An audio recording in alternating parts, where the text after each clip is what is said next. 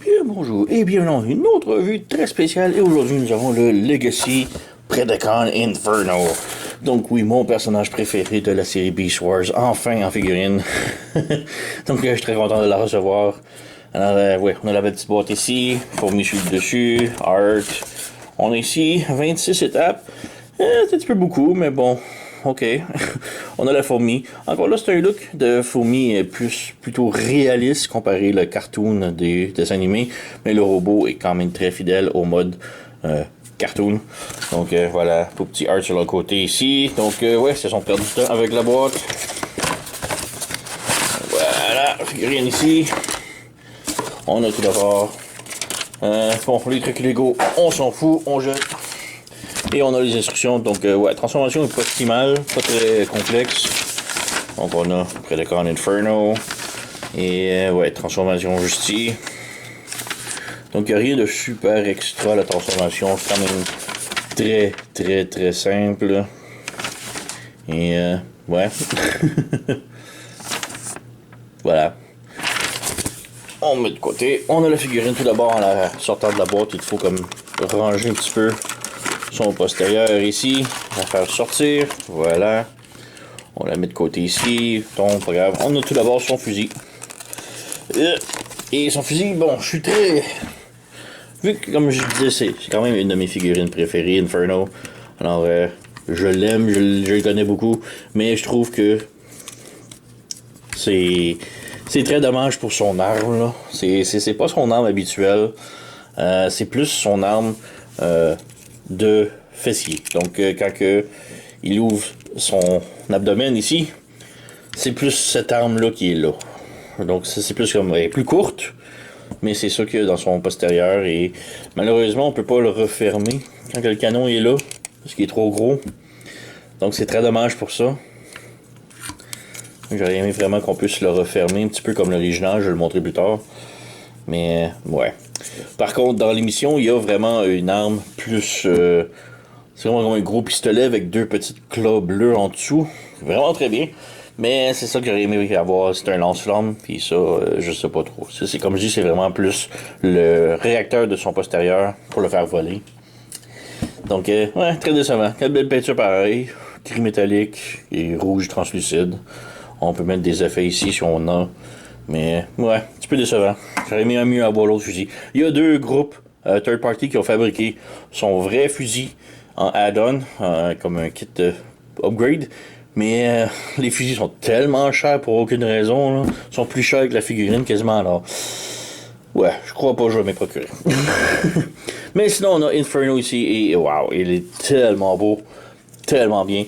Mon gros problème, on va commencer avec ça, là, c'est le postérieur ici. Bon, de 1, ça s'enlève tellement facilement.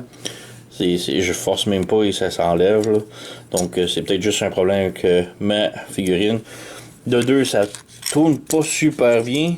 Et de 3, comme vous avez vu, ça floppe. C'est très floppy. Donc, c'est pas débile selon moi. Là. J'aime le fait que c'est quand même bien peinturé à l'intérieur. C'est beau, c'est cool. Mais bon, c'est très floppy. Ça tourne pas tellement bien. Et on peut pas serrer. On peut ranger ça ici comme ça. Et faire son réacteur. Mais ça reste que... On peut pas le fermer. Ça reste comme ça. On peut essayer, là, mais non. Ça, vous voyez. Ça fit pas. Donc, un petit peu décevant. Mais sinon, Inferno lui-même, très beau, belle peinture, très reconnaissable de son personnage cartoon. Le gros point fort, c'est vraiment sa tête. Il a vraiment une très belle tête comparé le cartoon, là, très belle, très pareil comme l'un des animés. Là. Mon seul problème encore là avec la tête, on va continuer avec les problèmes. c'est petit là, c'est très petit. Mais il souffre du syndrome des Canadiens dans South Park. Donc c'est la tête supérieure qui bouge. Et ouais. J'essayais vraiment de faire bouger la mâchoire, ça fonctionnait pas jusqu'à ce que je me rende compte, c'est la tête qu'il faut bouger. Donc c'est très mineur là. Mais j'aurais aimé ça que ça soit la mâchoire, disons. Ah. Donc ouais, on a de très beaux yeux, petite corne et tout. On a un petit peu de light piping qui fonctionne pas hyper bien. Quand même bien. Un autre gros problème ici, c'est son trou ici. Donc c'est là que la tête se cache, mais ça fait quand même un gros trou sur le torse qui est comme pas très beau, mais sinon, la figurine en tant que telle, très belle. La tête est sur un ball joint, donc elle peut pivoter haut, bas, rotation. On a une rotation en haut des bras ici, comme ça. On a un petit butterfly joint, donc un petit joint papillon, comme ça, on appelle.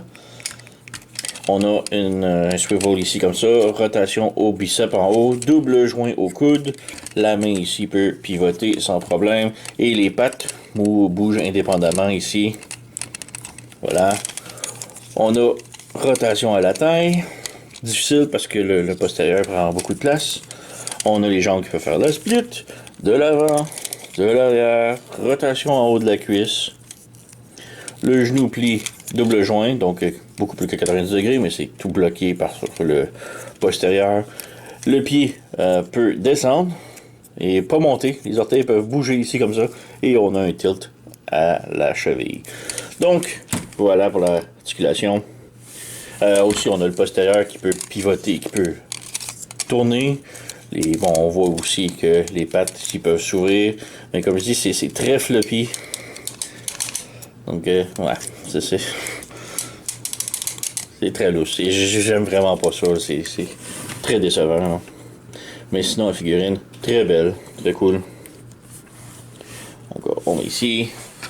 Petite comparaison, j'ai ici mon Inferno original. Donc, ouais, très bien. Et on peut voir la tête ici est très différente. Et ce que j'ai toujours détesté avec lui, c'est qu'il était fait de plastique translucide. Et on peut voir aussi qu'il a brisé, que j'ai patché ici. C'est du le plastique liquide que j'ai fait couler. Donc j'en ai aussi également ici. Il est très très fragile. J'ai même peur de le transformer. Mais si on montre ici, on va ouvrir l'abdomen, on peut voir que son réacteur, lui, il est là déjà. Donc c'est ça que je veux dire, tout est PAM et ça tourne et c'est vraiment très bien. Donc ouais, ça tourne, mais bon, le mécanisme ne fonctionne plus. Mais ouais, ça faisait tourner ici. Donc on peut voir c'est quand même ça le gros canon. Et c'est pas un fusil, donc il s'enlève pas. Alors, ouais, on va rebrancher ça ici.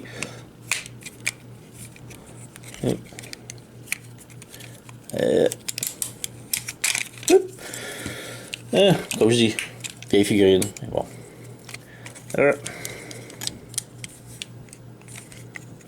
Qu'est-ce qui l'empêche là?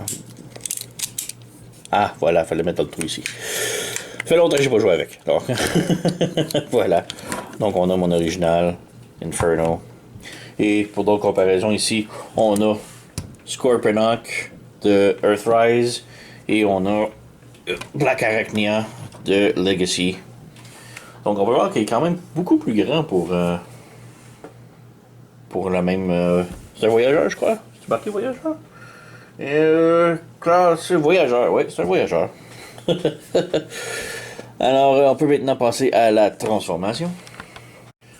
Donc, pour la transformation, tout d'abord, si ce n'est pas déjà fait, on enlève son canon ici, comme ça. Et on pivote le truc ici, comme ça. Et on peut laisser ça ici, comme ça, fermé, juste pour enlever un petit peu les jambes. On va y revenir plus tard. Donc, ouais, on peut commencer peut-être par le torse ici. Donc, on ouvre tout d'abord son torse, comme ça, comme ça. On fait sortir les mandibules. Et pendant qu'on les fait sortir, comme ça, on rentre la tête ici, comme ça, à l'intérieur. Et on relève, comme ça, et on referme la tête. Voilà. On peut ajuster les mandibules, les antennes, et voilà. Ensuite, on plie les bras ici, comme ça. Ça, on s'assure que le poignet soit, le pouce soit sur le côté intérieur. Donc on met ça ici, on s'assure que le pouce soit vers l'intérieur comme ça. On lève le bras ici, on va torser les pattes parce que quand ça va être un petit peu dans les jambes. Mais ouais, on lève le bras comme ça, et on ramène à l'intérieur et il faut que le pouce rentre dans le carré qui est là ici à l'intérieur. Donc on vient ici, on peut pivoter les pattes qui sont encore là dans les jambes. Voilà. On insère le pouce dans le trou et voilà. Comme ça. On ajuste, on ajuste. On fait la même chose de l'autre côté. On a ça ici. On ajuste les pattes. On tourne ça ici comme ça. On pivote. Comme ça. On s'assure que le pouce soit bien rangé. Et là, on remet ici à l'intérieur. Et en même temps, on a comme deux pegs juste ici qui vont venir s'interloquer. Voilà. Et là, on s'assure que le pouce est bien rentré également. Voilà. Donc, on a les bras complètement transformés. On relève les pattes ici pour les enlever des jambes. On pivote les jambes complètement de l'autre côté. Voilà. On vient ici, on ferme le pied ici comme ça. Comme ça. Et on continue de le fermer sur le dessus. Comme ça. On a un peg ici que l'on branche entre les jambes. C'est ceux qui sont bien droites. Et ensuite, on vient débrancher les genoux et on les ramène le plus bas possible. Comme ça. On s'assure que tout est bien branché. Voilà. Et là, on emboîte ici les jambes dans le postérieur. Donc, il faut juste emmener ici la taille. On ramène ici comme ça. Et là, on ramène le postérieur par-dessus ici. Comme ça. Et là, on a deux petits pegs sur les côtés des jambes que l'on vient brancher le postérieur. Donc, on vient ici. Et difficile à montrer, là, mais vous voyez ici. On branche. On a un côté de fait. On branche. On s'assure que celle du dessous ici est ouverte. On branche l'autre qui est ici. Voilà, comme ça. On s'assure que tout est branché. Et là, on fait juste fermer le capot ici. On a deux pegs qui vont venir se brancher en haut. Et voilà. On s'assure que ça c'est rabaissé. On ramène les papates vers le bas. Et voilà, nous avons notre fourmi bien rangée. Donc, voilà. Et elle est vraiment superbe. On a vraiment une très belle fourmi. Ça ressemble un petit peu à la fourmi très mignonne dans le film Ant-Man, le film de Marvel. Mais, ouais. Beau petit texture, la peinture, la texture. Vraiment très cool. Le dessus, c'est pas ce qu'il y a de mieux, hein, mais bon, quand même bien. J'aime pas vraiment les pattes ici qui sortent un petit peu du postérieur, mais bon, c'est pas si mal. Pour l'arme, bon, j'aurais aimé la cacher au moins en dessous, ça aurait été bien. Quelque part, juste ici, ça aurait été bien, là.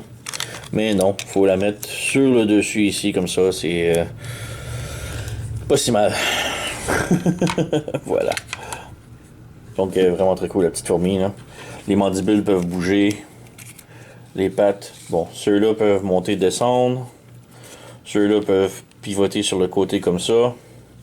Et ceux-là ont comme un double joint ici, comme ça. Donc voilà, belle petite fourmi. Donc, ouais, comparaison avec l'original ici. On peut voir une petite différence. Bon, celle-ci est supposée aller comme ça, là.